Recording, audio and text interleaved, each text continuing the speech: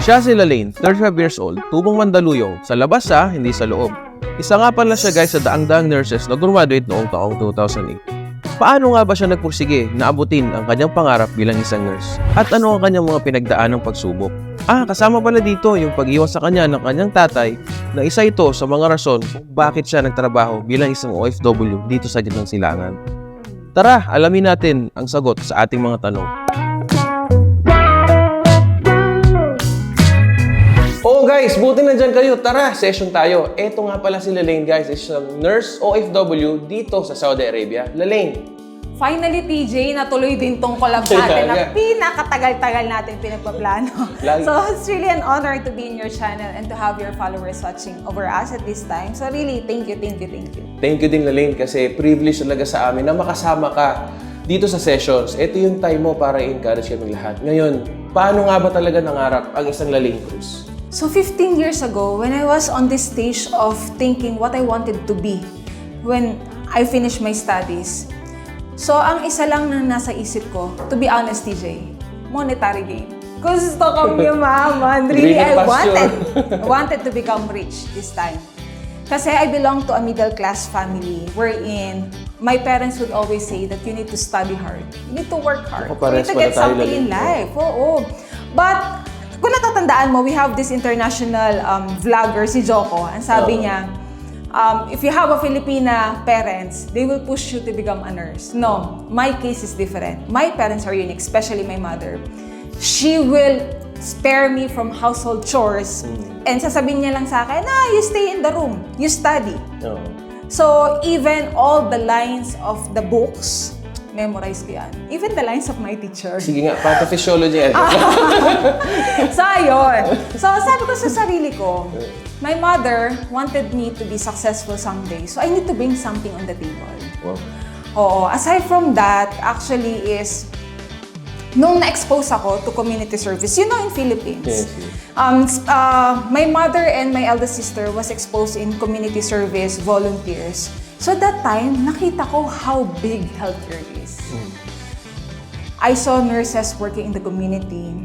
I saw nurses working in the hospital. And at the same time, they're teaching in school. And noong mga panahon na yun, ang dami kong naririnig na nurses working as a traveling nurse, working in a business industries. So I told myself, I wanted to be a nurse someday. I wanted to wear that white uniform someday, right? And not just only a white uniform. But don't get me wrong, TJ, ha?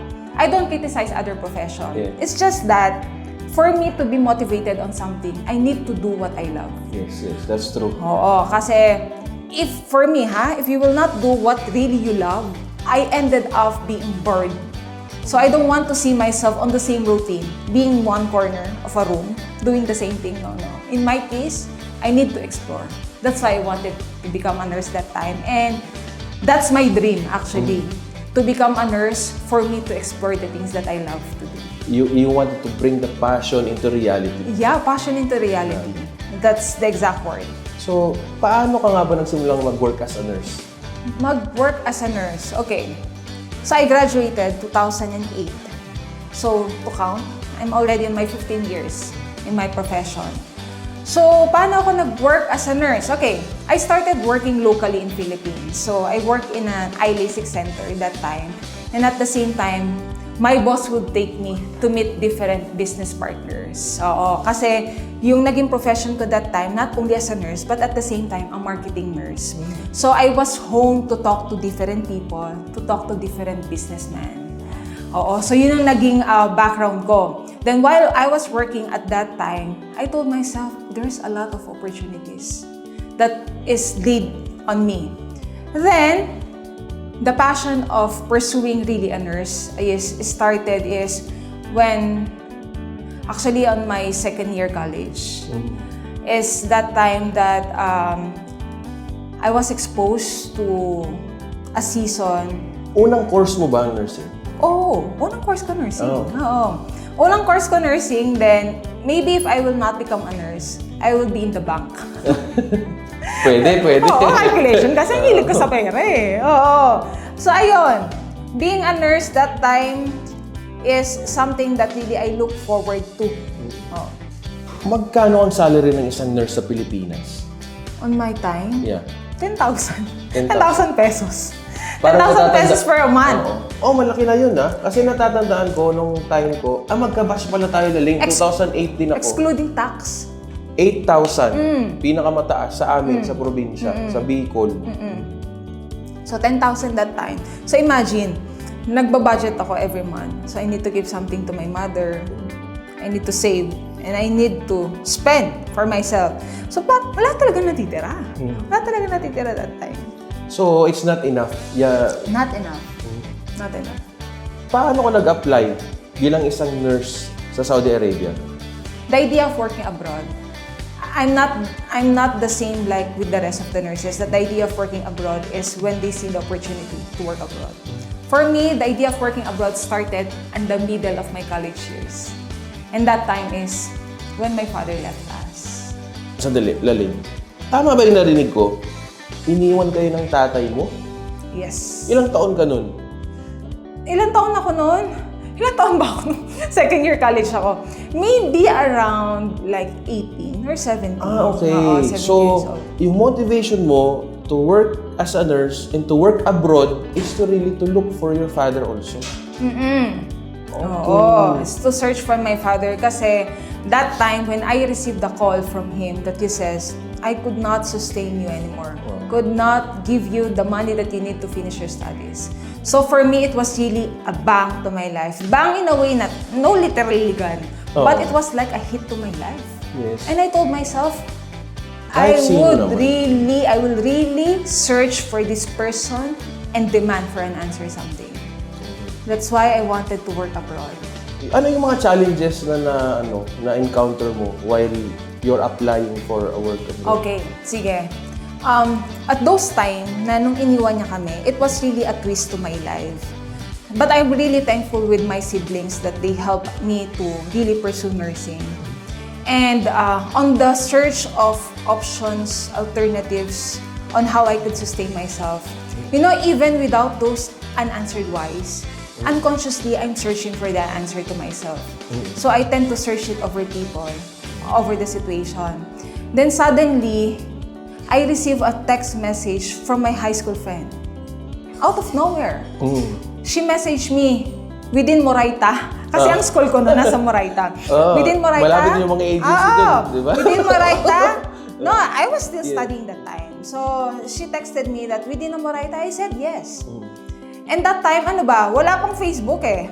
Friendster pa tayo nun. So I'm not the type of person that I would run over social media, that I would announce to everyone that I'm experiencing something. So when she texted me that, how are you? I said, I'm okay, but not literally okay. Then she asked me why. Then I said, my father left us. Then she said, oh, that was a really not a good news for me to hear. Then she said, why don't you come with us on a Friday night? I said, Friday night? For what? She said, a Friday night full of dancing and singing and listening the Word of God. I said, oh, okay. That was quite interesting. Na-invite ka nila sa church? Oo, kasi from Moraita to Robinson's Galleria that time, isang bus lang ako. Then I could go directly to Robinson's Galleria. And then on that moment, while going there, I received a follow-up message from her. Lane, don't worry. Psalm 68, 5 words. God is the father to the fatherless and a protector of the widow. So when I received that text message, it was actually a one-liner message that really changed my life. That moment in the bus, I said, God, if it's really from you, help me. Help my family. When you received that word from your friend, what is the one word that popped out in your mind? Don't worry. Wow. Don't worry. Then when I reached that service, we call it in Philippines, like service, typical gathering of the youths. I saw a lot of students. And I've been hearing stories that reminded me that you're not the only person who's experiencing this. There's a lot. So right after that night, because having that grudges on your heart was really felt so heavy with me. Imagine, you're a student. You don't have any options but to rely on people that could help you. So after that night, it was really a relief, a changing moment for me. It's something like opens my mind, something like a vision, a plans that was laid down on me ahead. It was really not clear on that moment, but days after, God started to use people, and even my sister. Because I could still remember my sister that time. She told me, Lane, I will not get married until I let you finish your nursing. Wow. And I said, oh, really? You will do that for me? She said, yes. Let us finish your nursing together. Kasi TJ, imagine, I was the youngest among the siblings. I mean, literally, the last name of the list of my father that he need to fulfill his responsibility. Then for me, it was quite really unfair. Bakit ako? Huli na ako eh. Huli na ako sa biyahe. Ba't hindi mo pa ako pagtapusin? And then I found a relief when my sister told me that she will help me. So right after that, I found provisions on my sister's job, promotion, my sister's part. And also God uses people to bless me. So fast forward, I got the scholarship. Scholarship from the school. Scholarship until I get the reviewer from Carbalita that time. Carbalita. Nothing has been paid by my family. It was really him who paid all the expenses. All you need to do, Lalaine, is to study hard. No, parang God is setting you up. This is what you need to do.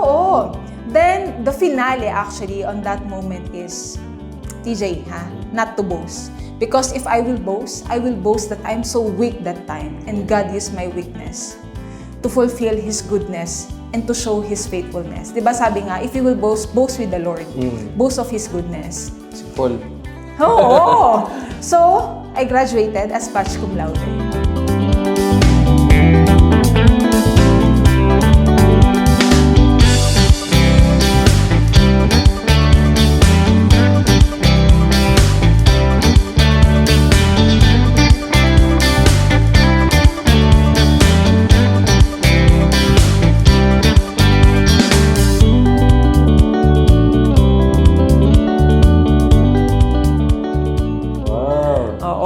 Then, that time...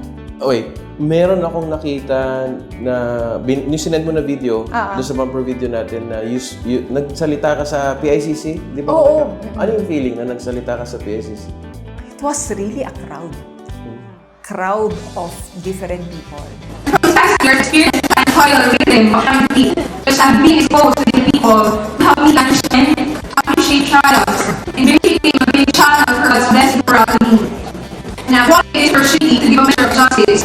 The significant person who has brought all us unite to help me get on stage. Something I never thought was possible. So, before the preparation, God told me, make your testimony as a living testimony for others to hear. Kasi, di ba sa atin, pag may mga atin ng graduation, pati yung mga kapatid, kasama, yung mga pinsan to pinsan. So, I was able to deliver my speech the way I took my college journey. That God uses people. God presented opportunity. Hindi sa pagiging so biblical, TJ, but then again, my life really evolves on this scenario. That really I see God at the center of everything. So I declare during that time in PICC, ako kasi mas komportable ako talking to big crowds. Rather than talking to, to a small number of people. Kasi I felt like the impact that I will leave on these people. So doon talaga ako na-encourage. Okay, right now, things are changed. Social media. Post it over social media, it will reach until the ends of the earth. Yeah, that's true. So, ang declaration ko that time is, God knows the plans in your life to prosper you and not to harm you, to give you hope and a future. So I really cling on that word. Not only during that graduation, but at that moment when I received that text message from my friend that he is the father of the fatherless. Lalaine, nasa Saudi ka na. Ano yung nangyari bago kayo nakita ng papa mo? Or nung una mo siya nakita, anong naramdaman mo? Okay. Ano yung nangyari bago ko makita yung tatay ko? It was a journey of application, actually. Sa Pilipinas. Excited ako malaman yun. Oo, grabe. Yung pila sa POEA, yung pila sa pagpaprocess, it will really challenge you to the point na gusto mo ba talaga mag-abroad? Kasi life will challenge you. life happens, circumstances occurs, so you need to really evaluate yourself whether you really will pursue this step or not. So application-wise, challenging. Finally, I reach abroad. That's why Kingdom of Saudi Arabia will really be my second home. I would, if given a chance, I would still come back on this country. Kasi things happen dito sa country ko. Kalas, you stay. I stayed. Inshallah Jinsiya. Ha? Inshallah Jinsiya. I stayed. Nationality. I stayed. So I met my father. That was 2011. I met my father and I got all the answer to my questions, to my whys. The first time that I saw him, I said, "Pa, I miss you." Then I hugged him. And Anak, ikaw na ba yan? I said, "Oh, ang laki-laki mo na." Oo, ang laki ko na. Then, sabi ko sa kanya, "Don't worry. My love for you didn't change. I forgive you. I just wanted you to come back to our family. That's why I'm here." Then, he started to share his stories and he said, "Anak, pasensya na, ganito yung mga pinagdaanan ko." I said, "We don't need to look back on those moments. It's fine for me that I have you in front of me this time." And we started our new journey together. So, he started again to communicating with my mother, with the rest of my siblings. And at that time, I told myself, maybe Lord, I already reached half of my mission. Hindi pala. The fulfillment of that mission is before the pandemic. He went home to Philippines. And nowadays, he started the feeling of being with my son. Kasi na-experience niya ngayon, anak ko nandun together with my husband. Nandun na. So he started to feel. So I feel the restoration of my family. And I told myself, di ba pag naglalaro ka ng games, after you accomplish one level, ting! A new gift will be rewarded. So when my father went home to Philippines, I felt like God is giving me a gift. When I started to unpack it, I saw new people, new journey, new mission. Sabi ko, Lord, ano to? Nandun na lahat ng family ko. Then right now, I was really alone here in Saudi Arabia. So, I saw people, I saw opportunity that will really, God will use me to leave a legacy on these people. Kasi with me, I cannot do this alone, DJ. Even if people will say, "Lane, grabe, ang galing mo. Lane, ang dami mo na na-accomplish." I will still remind myself and remind these people na, hindi ako to. Kasi kung ako lang, anytime, pwede akong maging baldado and, to stay in the bed and finish. End of story. Pero kasi kung may kasama kang Panginoon, iba. Yes, makikita mo yung mga tao, makikita mo yung every opportunity na this opportunity doesn't belong to you only. It belongs to the people that God will use and God will give you to leave an impact on these people. With God, everything is possible. Oo. Nasaan ka sa relationship mo kay God ngayon? Ngayon, like what I said, we send home my family. Kasi nung umuwi yung father ko, 1 year after, actually, me and my husband decided to settle in Philippines. But then again, things changed. I came back to Saudi Arabia. Talagang binabalik-balik ako dito ni Lord. Hindi ko alam kung bakit. So right now, I felt like that my walk with Him was real. Kasi with all the noises around you, sometimes mako-confuse ka eh. And sometimes parang feeling mo na, you've been hearing the same voices. Ngayon iba. I felt like I'm in my new journey.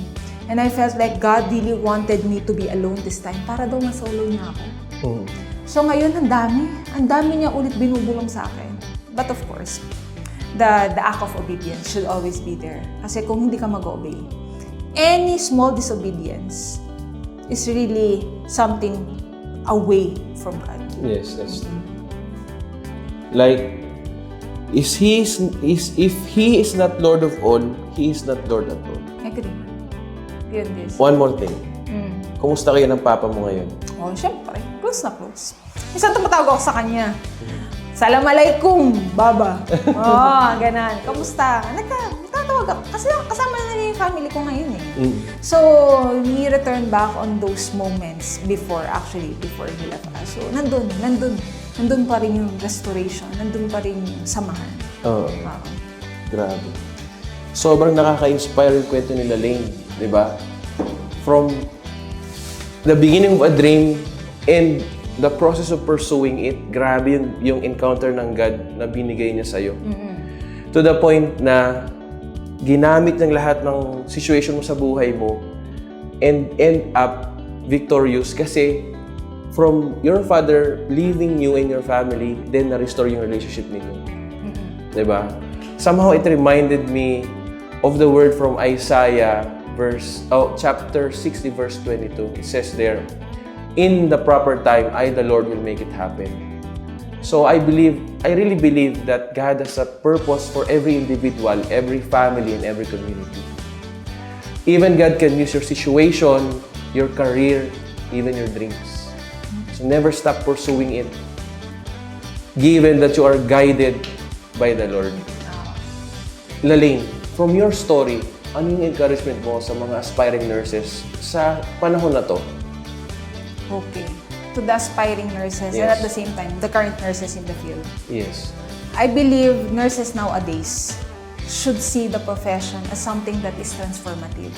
Hindi na siya katulad nung before na whatever you learn from the school, it's not that case anymore.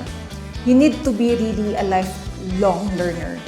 When I say lifelong learner, hindi lang kasi siya about nursing itself. Yes. You need also to internalize ano ba talaga yung gusto mo. So before pursuing nursing, you need to ask yourself if really nursing is for you. Because if nursing will not really for you, madadala ka lang sa mga parental pressure eh. You will be like, in hamster wheel of being addictive to success. Kasi sabi ng nanay mo, sabi ng tatay mo, kailangan maging nurse ka para kayo yumaman. So parang nagiging addict ka lang ba sa success of money, of having money. Nowadays, having that money doesn't equate inner peace. So kung ikaw, nurse ka or you wanted to become a nurse, you need to have that inner peace, satisfaction, fulfillment, that once you become a nurse, you will continue it. And you need to really make the unbearable bearable. Kasi ang daming pwedeng mangyari sa'yo, especially nowadays, after pandemic, things change, DJ. Oo, hindi na tayo katulad nung before na you will stick to a bedside nurse, you will stick nursing in general. Hindi. May risk na rin kasi being a nurse. I need to be honest with your viewers. Being a nurse also will take something like a safety risk, especially with the emerging different types of diseases that we have right now. And at the same time, confusion arise kasi we are in the era of information of things. A lot of information over social media. Yung generation namin kasi sobrang it's for you to... Gen Z. Tama ba, Gen Z ba? It's for you to filter out yung nowadays. Yung generation ko ngayon, Lalaine, ang hirap. Joke lang. It's for you to filter out nowadays kung ano ba yung kailangan mong pakinggan. That's the first. And second, you need to remind yourself that you need to make things happen. Yes. Level up mo yung faith mo. You need to be confident. You need to be sold out with your calling sa profession. Oo, kasi when you find yourself prepared, I always believe on this. When spotlight hits you, if you have that good character, good foundation, that spotlight will not burn you. Kasi kapag wala kang character tsaka values, spotlight hits you, burn ka. Depression happens. Confusion happens. Pero kung ready ka, when that time comes that God is giving you opportunity to plant those seeds on the people around you. Ang dami ko natututunan sa'yo. To share what you have. Talagang, oh Lord, ready na ako. This is it. So you need to have that feeling of readiness. So my final message for that nurse in front of me, student nurse, be prepared. Be yourself. Trust in your abilities. Kasi meron ka na yan eh. You have that innate abilities that someone should cultivate or planted it. Yes. So for you to grow, you have to seek the direction of God as well. Oo. Parang it comes together. The ability given to you, yung talents mo, and then seek God's direction. Last thing, what is your encouragement to those people who are in the same situation as you when your dad left you? When my dad left me, That is God is not really after with, with the journey, with the accomplishment at the end. You know what He is after? He's after your heart. Because He's seeking you. I don't call it actually challenges, TJ. I call it seasons. Natatandaan mo yung kanta na winter, spring, summer, and falls. All you got to do is Call. Who you gonna call? Not Ghostbuster. Oh. You need to call God. Yes. Seek God. Kasi when confusion happens, when depression happens, it's the time that you need to be intimate with Jesus. True. Seek. Oo. Yun ang lagi kong... Kasi I will not call myself perfect. Yeah. Kasi even me at this time, may mga low moments pa rin ako eh. Pero kailangan, ibalik mo yung sarili mo. On those moments na na-meet mo siya first hand. So, yung sinabi mo na yung naging experience ko sa tatay ko, I think that's really only the start of the journey. You need to see every season as a way that God is shaping you. That God is shifting you from one season to another. All you need to do is just to prepare your heart and to prepare for this. The battle is in the mind. This is the playground of the enemy. Kasi ang dami niya i-insert sa'yo eh. Hindi ka okay. Iniwan ka ng tatay mo, wala kayong pera, mukha kang pera. Alam mo, especially money. Yeah. Oo, kasi ginagamit ngayon ang money to gauge your capabilities and to gauge your future. Pero you have the capability to shape your future because you have that confidence and you have that power to choose which voices to hear. A lot of opportunities will be laid down in front of you, but you need to choose what you need to choose in the table. Whether to choose something that gives you success but no fulfillment. Success with inner peace, and that's really what sets you apart. If you have that peace on those things that you're doing. Ang dami. Politics could arise. People will try to bully you. Those things really will challenge your value. But at the end of the day, it's not the people in front of you. It's Him that you reported to at the end of the day. Oh Lord, ano ba ginawa ko tong araw na to? Yung mga ganong moments. Oo. And that would open your eyes, not only as a one-time encounter. Iniwan ka ng tatay mo, that's only the first encounter. But you will have your daily encounter. You just need to listen and read His Word. Thank you, Lalaine. It's such a refreshing story. It's a different encounter. Grabe. Sobrang nagpapasalamat kami sa encouragement na binigay mo sa amin ngayon through your life story and your journey. At dahil dyan, meron akong konting token na ibibigay sa'yo. Oh, may pa-t-shirt si Meg. Siyempre. Oh, it's the same t-shirt that you have. Yeah, this is the same. Para to yung makikita T-shirt, guys. Susuot mo. Para to yung makikita susuot mo yan, ma-remind ka ng ano natin. If you are encouraged and inspired sa kwento ni Lalaine at gusto mo pang ma-encourage sa mga susunod na video, follow for more. Remember, your life is not just your own success story, but a testimony of how God works in your life. Guys, sa susunod ulit, session tayo.